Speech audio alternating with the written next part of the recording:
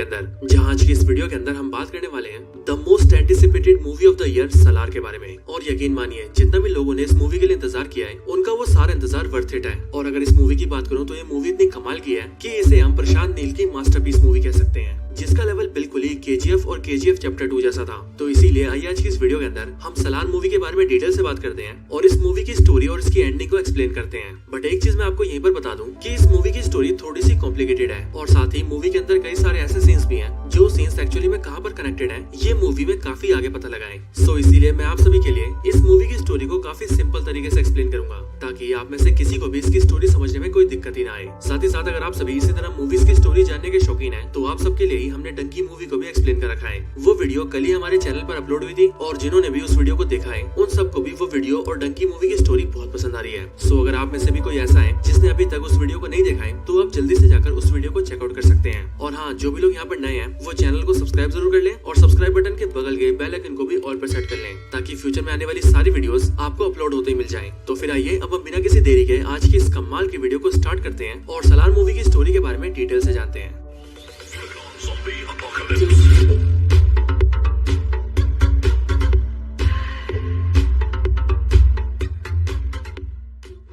तो इस मूवी की स्टोरी होती है दो छोटे बच्चों से, जिन दोनों बच्चों की एज 10 से 12 साल होती है। इनके नाम होते हैं वर्धा और देवा और ये दोनों ही एक दूसरे के बहुत अच्छे दोस्त होते हैं। मूवी की स्टार्टिंग में ये दोनों साथ में खेल रहे होते हैं बट तभी इनमें से वर्धा को कुछ बच्चे परेशान करते हैं जो कि इनसे काफी बड़े होते हैं। बट ये देखकर देवा अपने दोस्त वर्धा की हेल्प करता है और वो उन सभी को पीटकर अपने दोस्त को बचा लेता है। और यही हमें ये पता लगता है कि वर्धा और देवा दोनों ही सच्चे दोस्त हैं। बट इसके बाद ही अगले सीन के अंदर हमें एक रात का सीन दिखाया जाता है जिस रात को बारिश हो रही है और यहाँ पर देवा अपने घर को लॉक कर रहा होता है। देवा के घर के आसपास काफी तबाही मची होती है और देवा के घर के अंदर उसकी मदर होती है और वो अपनी मदर को लॉक करके अपनी मदर को प्रोटेक्ट कर रहा होता है। बट तभी हम ये देखते हैं कि वहाँ पर कुछ गुंडे आ जाते हैं जो कि देवा को पकड़ लेते हैं और उसके घर के गेट को तोड़ देते हैं एंड देन वो उसकी मदर को बाहर निकाल लेते हैं। और फिर हम ये देखते हैं कि वो उन दोनों को मारने की कोशिश करते हैं, लेकिन इससे पहले कि वो गुंडे देवा और उसकी मदर को मार पाते वहाँ पर एक गाड़ी से वर्धा अपने कुछ आदमियों के साथ आता है। और यहीं पर हमें ये भी पता लगता है कि ये जो आदमी है जो कि देवा और उसकी मदर को मारना चाहते हैं वो असल में वर्धा के फादर के लोग हैं। और इसीलिए यहाँ पर आते ही वर्धा उन सभी से कहता है कि वो लोग उसके दोस्त और उसकी मदर को छोड़ दें।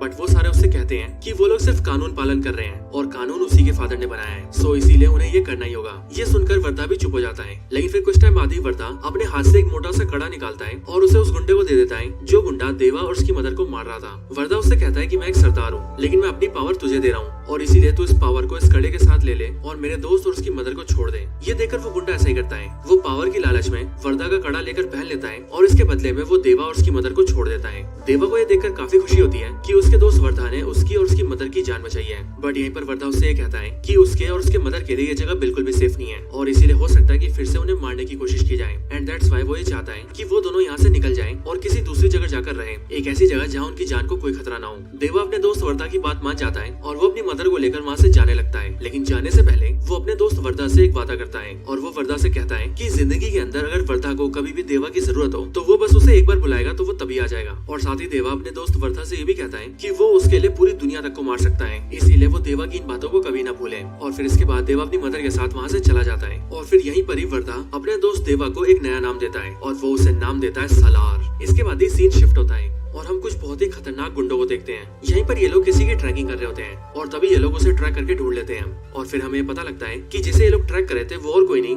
बल्कि श्रुति हसन है। ये सारे गुंडे श्रुति हसन का पता लगते ही जल्दी से उसके बारे में अपने सुपीरियर्स को बताते हैं और फिर हम ये देखते हैं कि जो इनके सुपीरियर्स हैं वो बहुत ही बड़े गैंगस्टर्स हैं और वो ना सिर्फ बहुत पावरफुल हैं बल्कि उनके हाथ में कंट्रोल भी बहुत ज्यादा है। श्रुति हसन के बारे में पता लगते ही वो सुपीरियर गैंगस्टर्स अपने सारे लोगों को ये ऑर्डर्स देते हैं और सबको ये बताते हैं कि ये श्रुति हसन उसकी बेटी है जिसे हम मारना चाहते हैं, यानी कि हमारा दुश्मन। लेकिन अब क्योंकि इसकी बेटी यहाँ इंडिया आ रही है सो इसीलिए इसके इंडिया आते हमें इसे उठा लेना है। और फिर इसीलिए ये बोलकर वो सुपीरियर गैंगस्टर्स अपने सारे लोगों को उसकी फोटो भी भेज देते हैं। बट फिर इसी टाइम पर श्रुति हसन के डैड को इस बारे में पता लगता है कि उसकी बेटी इंडिया जा रही है और क्योंकि वो खुद इस टाइम पर न्यूयॉर्क में होता है इसीलिए वो इंडिया में अपने एक आदमी को फोन करता है और उससे कहता है कि वो श्रुति हसन का ध्यान रखे और उसे उसके दुश्मनों से बचाएं और उसे किसी तरह से उसे एक आदमी के पास पहुंचा दें क्योंकि सिर्फ वही है जिसके पास मेरी बेटी सेफ रह सकती है। वो आदमी ऐसा ही करता है, वो श्रुति हसन के इंडिया आते ही उसे जल्दी से किडनैप कर लेता है और उसे सीधा असम ले जाता है और असम में एक स्कूल टीचर के घर पे छोड़ देता है और स्कूल टीचर को ऐसा विश्वास दिला देता है कि वो लड़की एक टीचर है जो कि उसके स्कूल में पढ़ाना चाहती है। और फिर यहीं पर हमें पता लगता है कि वो स्कूल टीचर और कोई नहीं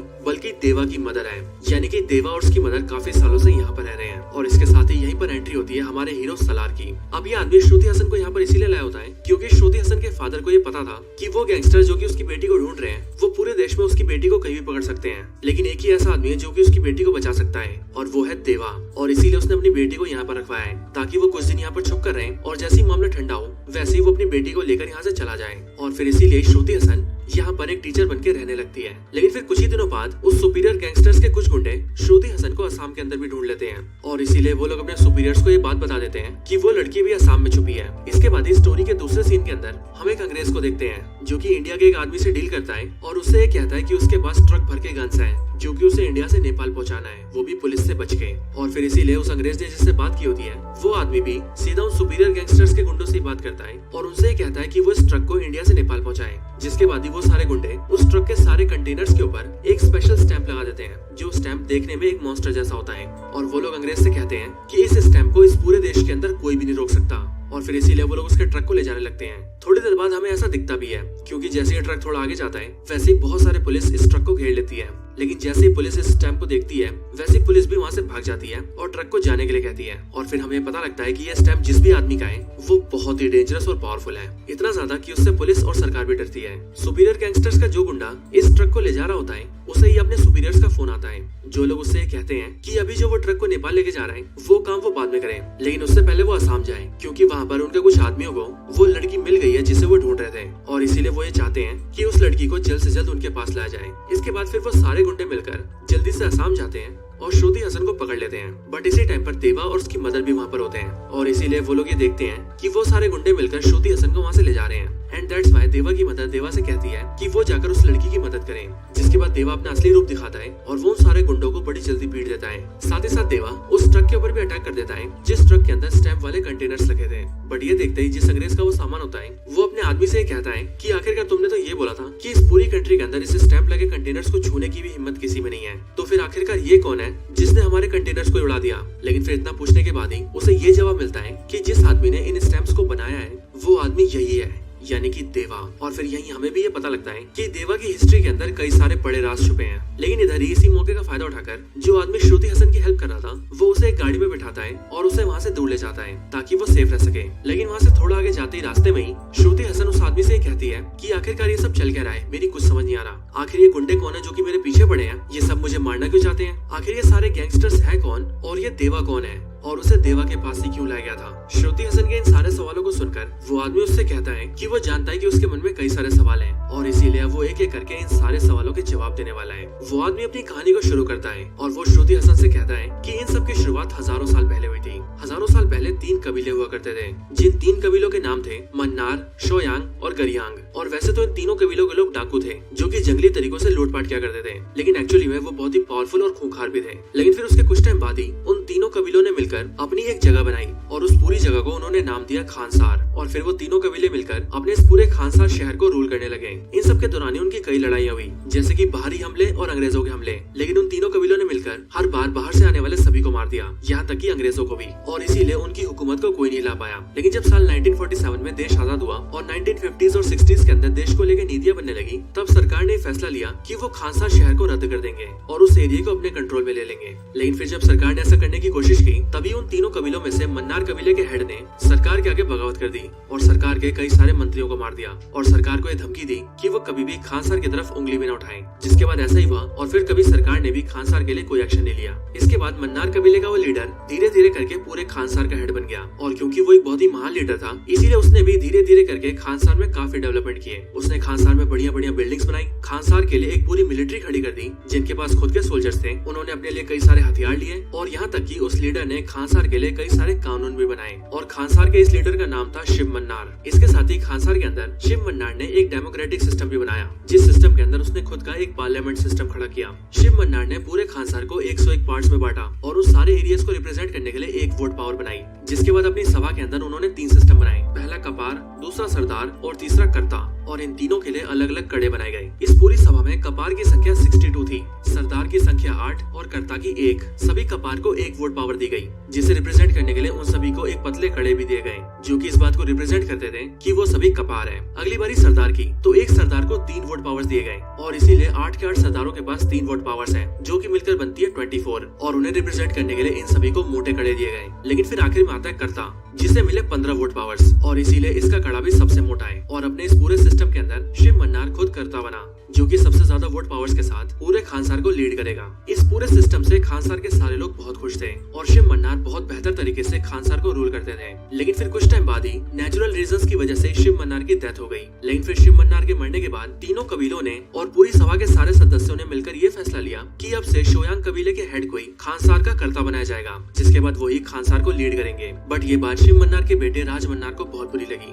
और इसीलिए उसने शोयांग कबीले के हेड को मार दिया ताकि वो कर्ता न बन पाए। और इसके साथ ही शोयांग कबीले का कोई भी सदस्य कभी भी उसके खिलाफ बगावत न कर पाए, इसके लिए उसने ये ऑर्डर जारी कर दिए कि शोयांग कबीले के सारे लोगों को मार दिया जाए। जिसका मतलब ये था कि खानसार में रहने वाले 3 कबीलों में से अब एक कबीले को पूरी तरह से मिटा दिया जाएगा। और फिर ये सब करने के बाद राज मन्नार खुद ही खानसार का कर्ता बन गया। साथ ही साथ उसकी सभा से भी कोई इसकी बगावत न करे, इसीलिए उसने अपने परिवार के सदस्यों में से ज्यादातर को कर्ता बना दिया। शिव मन्नार की 2 पत्नियां थी, जिनमें से पहली बीवी से उसे 2 बच्चे थे, जो कि थे ये दोनों, एक बेटा और एक बेटी, जिनमें बड़ा वाला बेटा गरुड़ा है, KGF वाला गरुड़ा। इसके साथ ही दूसरी बीवी से भी इन्हें 2 बेटे थे, जिनमें एक था वर्धा और दूसरा वर्धा का छोटा भाई। और अब अगर आप सभी ने ध्यान दिया हो तो आपको पता लगेगा कि ये वही वर्धा है जो कि देवा का दोस्त है। इसके साथ ही यहाँ पर हमें ये भी पता लगा कि राज मन्नार का बेटा गरुड़ा, उसकी छोटी बहन और उसकी बेटी का पति यानी कि राज मन्नार का जमाई, और साथ ही साथ उसकी पत्नी का भाई यानी कि उसका साला, ये चारों सदस्य उसकी सभा में सरदार थे और उसने अपने परिवार के सदस्यों को ये पद दिया था। लेकिन राज मन्नार ने वर्धा को कोई भी पोस्ट नहीं दिया था। लेकिन ऐसा इसीलिए क्योंकि जब वर्धा छोटा था तभी राज मन्नार ने वर्धा को पोस्ट दी थी और उसने उसे एक सरदार बनाया था। लेकिन अगर आप सभी को याद हो तो मूवी के स्टार्टिंग के सीन के अंदर ही वर्धा अपने सरदार वाला वही कड़ा निकालकर उस गुंडे को सौंप देता है जो कि देवा और उसकी मदर को मारने आया था। और वर्धा की इसी हरकत को देखकर शिव मन्नार उससे गुस्सा हो गया था और इसीलिए उसने उसके बाद उसे कोई पद नहीं दिया था। इन सब के साथ ही राज मन्नार ने अपने रूल करने के साथ ही अपने पिता के बनाए कानून में भी बदलाव किए थे और कुछ कानूनों को बदल दिया था। और एक कानून ये भी बना दिया था कि जो भी ताकतवर हो वो कर्ता से बगावत करके और उसे हरा के या मार के खानसार के ऊपर रूल कर सकता है, यानी कि जो पावरफुल होगा उसी की डोमिनेंस चलेगी। इन सारे कानूनों और अपने तरीकों के साथ मिलकर राज मन्नार ने खानसार के ऊपर 25 सालों तक रूल किया और उसके पूरे राज के अंदर कभी भी कोई कमी नहीं आई। लेकिन फिर एक दिन अचानक से राज मन्नार ये डिसाइड करता है कि उसे किसी जरूरी काम से खानसार से बाहर जाना है। बट फिर इसी टाइम पर राज मन्नार का जमाई उसके पास आता है और उससे कहता है कि उसे अपने बेटे वर्धा को ठुकराए हुए काफी टाइम हो चुका है, लेकिन अब शायद उसे वर्धा को बुला लेना चाहिए। इसके बाद ही हमें देखते हैं कि राज मन्नार वर्धा की बात सुनकर इमोशनल हो जाता है और यहीं पर हमें ये भी पता लगता है कि अपने सारे बच्चों में से राज मन्नार सबसे ज्यादा प्यार वर्धा से ही करता है। और इसके साथ ही जब भी वो वर्धा को देखता है तब उसे अपने पिता की याद आती है एंड दैट्स व्हाई राज मन्नार ये मन बना लेता है कि वो अपने बाद अपने बेटे वर्धा को ही कर्ता बनाएगा। इसके बाद ही राज मन्नार अपनी बेटी को टेम्पररी बेसिस के लिए कर्ता बनाता है और उससे कहता है कि जब तक वो वापस नहीं आता तब तक वो उसकी जगह रहकर रूल करेगी। इसके साथ ही वो सभा के अंदर अपने बेटे वर्धा को बुलाता है और 8 सरदारों में से एक सरदार की पोस्ट लेकर वर्धा को एक सरदार बना देता है। और साथ ही वो ये भी अनाउंस करता है कि जब वो वापस आएगा तब वो अपने बेटे वर्धा को कर्ता बना देगा, जिसके बाद उसका बेटा वर्धा ही खानसार पर रूल करेगा। और फिर इन सब के बाद राज मन्नार जरूरी काम से खानसार से बाहर चला जाता है। बट फिर तभी हमें देखते हैं कि राज मन्नार का जमाई अपना असली रंग दिखाता है और राज मन्नार ने जिस आदमी की सरदार पोस्ट लेकर अपने बेटे वर्धा को सरदार बनाया था वो उसी आदमी के पास जाता है और उसे बोलकर भड़काने लगता है कि राज मन्नार ने उसके साथ गलत किया है। अब यहीं पर हमें ये बात भी पता लगती है कि ये आदमी उसी आदमी का बेटा होता है जिस आदमी को वर्धा ने बचपन में अपना कड़ा दिया था और अपने सरदार का ओहदा दिया था। और यहाँ पर राज मन्नार का जमाई उसी बात को बोलकर इस आदमी को भड़का देता है और उससे ये कहता है कि अगर वो चाहे तो अपनी पोस्ट को बचा सकता है और इसके लिए बस उसे वर्धा को खत्म करना होगा। वो आदमी अपनी सरदार की पोस्ट को बचाने के लिए वर्धा को मारने के लिए तैयार हो जाता है, जिसके लिए वो तैयारियां भी करने लगता है। लेकिन तभी दूसरी तरफ हमें ये भी पता लगता है कि राज मन्नार के फैसले से उसका बड़ा बेटा गरुड़ा भी बहुत गुस्सा है। अब वैसे मैं आप सबको बता दूं कि मूवी के अंदर इसका नाम गरुड़ा नहीं है, लेकिन क्योंकि मुझे इसका असली नाम याद नहीं इसीलिए हम इसे गरुड़ा ही बोल रहे हैं। गरुड़ा को इस बात की जलन होती है कि राज मन्नार का सबसे बड़ा बेटा वो है, लेकिन फिर भी राज मन्नार ने उसके होते हुए उसके छोटे भाई वर्धा को कर्ता बनाने का फैसला लिया है और इसीलिए इसके मन में भी वर्धा के लिए घृणा आ जाती है और वो वर्धा को मारने की कोशिश करता है। इसके बाद वर्धा के खिलाफ के सारे लोग एक साथ हो जाते हैं और वो सब साथ मिलकर वर्धा को मारने जाते हैं और वो ये सोचते हैं कि वो सभी वर्धा को मार देंगे जिससे कि वर्धा कभी कर्ता नहीं बन पाएगा और उन्हें भी कभी दिक्कत नहीं होगी। लेकिन फिर तभी ये बात राज मन्नार की बेटी को पता लग जाती है, वही बेटी जो कि टेम्पररी बेसिस पर यहाँ की कर्ता थी, और वो ये जान जाती है कि वर्धा को मारने की कोशिश की जा रही है। अब वैसे तो वो भी वर्धा से नफरत ही करती थी, लेकिन वो ये सोचती है कि उसके फादर ने उसे जिम्मेदारी दी है और इसीलिए अगर उसके राज में कुछ गलत हुआ तो वो अपने फादर का भरोसा खो देगी एंड दैट्स व्हाई वो ये फैसला लेती है कि वो ये सब रोक करेगी। इधर हम ये देखते हैं कि वर्धा के सारे दुश्मन मिलकर वर्धा को मारने के लिए आ जाते हैं और वो वर्धा को मारने के लिए उसे घर से भी निकाल लेते हैं। लेकिन जैसे ही वो लोग उसे मारने वाले होते हैं वैसे ही खानसार शहर के अंदर बहुत बड़ी बड़ी घंटियों की आवाज आने लगती है और हमें पता लगता है कि ये एक सीज फायर है जिस सीज फायर को खानसार का कर्ता डिक्लेयर कर सकता है और यहाँ पर इस सीज फायर को राज मन्नार की बेटी ने डिक्लेयर किया है। इसके बाद ही मीटिंग होती है जिस मीटिंग के अंदर सबको बुलाया जाता है जहाँ पर राज मन्नार की बेटी वर्धा के सारे दुश्मनों से ये पूछती है कि आखिर वो लोग ये सब क्यों कर रहे हैं। लेकिन इस बात के जवाब में वो लोग ये कहते हैं कि वो लोग जो भी कर रहे हैं वो खानसार के कानूनों के अंदर है, और राज मन्नार ने ये कानून बनाया है कि जो भी पावरफुल है वो खानसार के अंदर अपनी डोमिनेंस बना के कर्ता बन सकता है, और वो लोग भी वही करने की कोशिश कर रहे हैं। सो इसीलिए उसमें गलत क्या है। बट राज मन्नार की बेटी ये जानती थी कि जो भी होने वाला है उससे उसका फादर कभी खुश नहीं होगा, एंड दैट्स व्हाई वो अपने सीज फायर को नहीं हटाती। बट इसी के लिए वर्धा के सारे दुश्मन इस बात का प्रस्ताव रखते हैं कि खानसार के अंदर भी वोटिंग सिस्टम है, और इसीलिए सीज फायर होगा या नहीं ये वोटिंग से डिसाइड होगा। सो फिर इसीलिए ये बात तय होती है कि आज से ठीक 9 दिन बाद सभा के अंदर वोटिंग की जाएगी, जिसमें अगर ज्यादा वोट इस बात को लेकर आएंगे कि सीज फायर को लागू होने देना चाहिए तो फिर सीज फायर लगा रहेगा, जिसके बाद कोई भी एक दूसरे से झगड़ा नहीं कर सकता। लेकिन अगर ज्यादा वोट इस पक्ष में आएंगे कि सीज फायर को हटा देना चाहिए तो सीज फायर को हटा दिया जाएगा, जिसके बाद कोई भी किसी से भी लड़ सकता है और उसे मार भी सकता है। जब ये बात बिल्कुल तय हो जाती है कि ठीक 9 दिन बाद सीज फायर को लेकर वोटिंग होगी, तभी वर्धा के सारे दुश्मन यानी कि गरुड़ा और बाकी सारे लोग सभा के दूसरे मेंबर्स को अपनी तरफ करने की कोशिश करते हैं, प्यार से या फिर धमकाकर, जैसे मर्जी। लेकिन उन सबका मोटिव यही होता है कि वो किसी भी तरह से ज्यादा वोट्स को अपनी तरफ कर लें, ताकि वोट वाले दिन इस बात को लेकर ज्यादा वोट आए कि सीज फायर को हटा देना चाहिए, जिससे कि सीज फायर हट जाए और वो लोग वर्धा को मार सके। और जब ये लोग ये मेक श्योर कर लेते हैं कि वो लोग वोटिंग्स के अंदर सीज फायर को हटवाई देंगे, तभी ये सब मिलकर अपनी खुद की मिलिट्रीज बनाने लगते हैं, क्योंकि एज ऑफ कोर्स खानसार की जो मिलिट्री है वो खानसार के कर्ता के हाथ में है, यानी कि अभी के टाइम पर राज मन्नार की बेटी के हाथ में और राज मन्नार के आने के बाद राज मन्नार के हाथ में। सो इसीलिए ये लोग खुद के गन्स खरीदते हैं, मिसाइल्स, बॉम्ब्स और एक्सप्लोसिव खरीदते हैं, और बहुत सारे देशों के रेबल सोल्जर्स को उठाकर ले आते हैं और उनसे अपनी खुद की आर्मी बनाते हैं, ताकि 9 दिन बाद जब ये लोग वर्धा को मारे तब जब उन्हें कोई रोकने आए तो वो उसे भी खत्म कर दें। ये सारी चीजें वर्धा का छोटा भाई और उनके साथी भी देखते हैं, और वो लोग भी ये डिसाइड करते हैं कि अगर उन सबको बचना है और इस लड़ाई को जीतकर जिंदा रहना है तो उन्हें भी खुद के लोग चाहिए होंगे और उन्हें भी खुद की आर्मी तैयार करनी होगी। और फिर इसी के लिए वर्धा का छोटा भाई उससे पूछता है कि उनकी आर्मी कहाँ है, वो कब उसे तैयार करेंगे। और फिर इसीलिए वर्धा खानसार से निकलकर सीधा एक जगह जाता है, जो जगह होती है गुजरात के एक छोटे से गाँव में, और वहाँ जाकर वो मिलता है अपने पुराने दोस्त देवा से। वहाँ आकर वो देवा और उसकी मदर से मिलता है, और वो देवा से ये कहता है कि उसे उसकी मदद की जरूरत है। और क्योंकि देवा ने अपने बचपन के दोस्त वर्धा से ये वादा किया था कि वो जिंदगी में जब भी उसे बुलाएगा तब वो उसके लिए हाजिर होगा और जो वो चाहेगा वो करेगा, एंड दैट्स व्हाई देवा वर्धा के साथ चला जाता है। जिसके बाद वर्धा देवा को लेकर खानसार में आता है। बट ये देखकर वर्धा के साथी काफी नाराज होते हैं, क्योंकि उन्हें ऐसा लगता है कि वर्धा पूरी आर्मी बिल्ड करने की बजाय सिर्फ एक ही आदमी को उठाकर ले आया है, जो कि शायद से किसी काम का नहीं है। लेकिन एक्चुअल रियलिटी क्या है ये तो हम और आप जानते हैं, क्योंकि जिस बंदे को वर्धा लेकर आया है वो अकेला ही किसी आर्मी से भी बढ़कर है, क्योंकि वो है सलार। इसके बाद ही सभी लोग तैयार होते हैं और सीधा वोटिंग्स का वेट करते हैं, एंड देन फिर वो दिन आ जाता है जिस दिन सीज फायर के ऊपर वोटिंग्स होती है। बट फॉर्चुनेटली इसी दिन वर्धा का फादर राज मन्नार भी आ जाता है,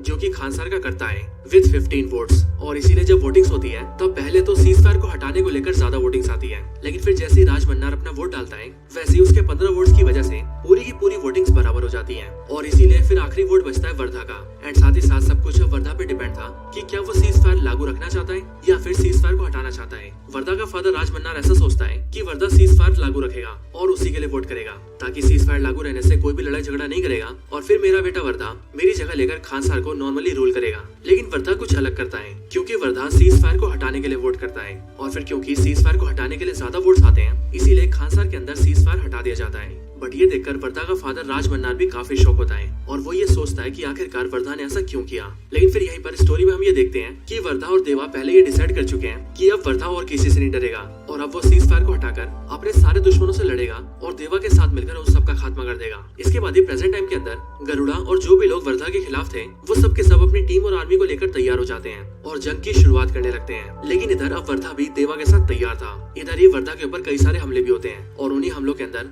वर्धा और देवा मिलकर उन सभी को मारते हैं और खुद की जान बचाते हैं। लेकिन हमें ये दिख जाता है कि ये तो इनकी लड़ाई की सिर्फ शुरुआत ही है। लेकिन इधर दूसरी तरफ हम ये देखते हैं कि राज मन्नार अपनी बेटी के साथ होता है, बट तभी उसी टाइम पर एक आदमी राज मन्नार पर अटैक कर देता है, जिस अटैक से राज मन्नार बच जाता है और उसे पकड़कर घायल कर देता है। और जब उससे वो पूछता है कि आखिर वो कौन है और उसने उसके ऊपर क्यों अटैक किया, तब वो आदमी राज मन्नार के सामने एक बहुत बड़ा खुलासा करता है। वो राज मन्नार से कहता है कि वो शोयांग कबीले से है, यानी कि वही कबीला जिस कबीले के हेड को आज से कई साल पहले खानसार का कर्ता बनाया गया था, लेकिन राज मन्नार ने उसे मार दिया था और उसके साथ साथ उसके पूरे कबीले के लोगों को भी खत्म करवा दिया था। बट जब राज मन्नार के आदमी पूरे कबीले के लोगों को मार रहे थे तब उसी टाइम पर उन्होंने अपने कई सारे बच्चों को छुपा लिया था, जिससे कि उन सारे बच्चों की जान बच गई, और वो उन्हीं में से एक बच्चा है। इसके साथ ही वो ये भी बताता है कि राज मन्नार का जमाई भी एक शोयांग है, और उन्हीं की तरह भी सैकड़ों शोयांग जिंदा है, जो कि कई सालों से युद्ध की तैयारी में है, और अब वो राज मन्नार की पूरी सल्तनत को खत्म करने वाले हैं। और इस तरह से वो लोग अपने माता पिता और अपने कबीले का बदला लेंगे। इसके साथ ही वो सभी राज मन्नार को ये भी बताते हैं कि हमारे कबीले के जिस हेड को उसने मारा था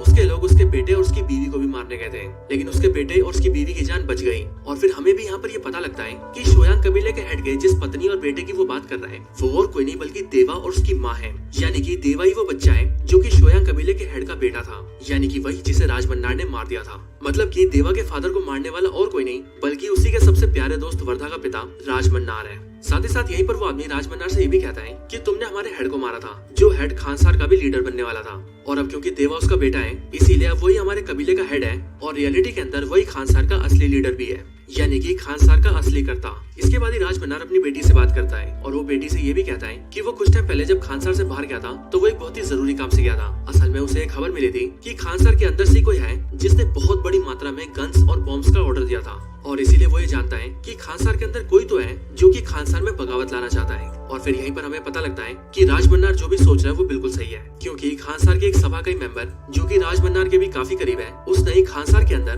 बहुत बड़े पैमाने में बंदूकें, मिसाइलें और बॉम्ब्स को इकट्ठा कर लिया है, और अब वो भी इस तैयारी में है कि वो खानसार के ऊपर अटैक करे। लेकिन फिर यहीं पर ही ये मूवी एंड हो जाती है। अब हालांकि ये मूवी तो यहाँ पर एंड हो चुकी है, लेकिन इसने अपने पार्ट 2 के लिए और आगे आने वाले सीक्वल्स के लिए बहुत बड़ा फ्यूचर खोल दिया है, और अब आगे हम कई सारी बड़ी बड़ी लड़ाइयाँ देखने वाले हैं। सो मेरे अकॉर्डिंग तो यही होगा कि जो भी हम सभी ने सलार पार्ट 1 सीज फायर के अंदर देखा है वो तो इस पूरी फ्रेंचाइजी का सिर्फ एक ट्रेलर था, क्योंकि असली तबाही आगे होने वाली है। सो दोस्तों यही थी वीडियो सलार मूवी की स्टोरी और उसकी एंडिंग के ऊपर। आप सभी को ये वीडियो कैसी लगी मुझे कमेंट्स के अंदर जरूर बताएं, और अगर आप सभी का कोई और रिकमेंडेशन हो तो वो भी कमेंट्स के अंदर बता सकते हैं। वीडियो पसंद आई हो तो लाइक करें, चैनल को सब्सक्राइब नहीं किया तो अभी के भी सब्सक्राइब करें, वीडियो को शेयर करना चाहते हैं तो ज्यादा से ज्यादा शेयर करें, और आप सभी इसी तरह से हंसते और मुस्कुराते रहें। मैं आप सबसे मिलता हूँ ऐसी किसी और बेहतरीन वीडियो में, तब तक के लिए गुड बाय।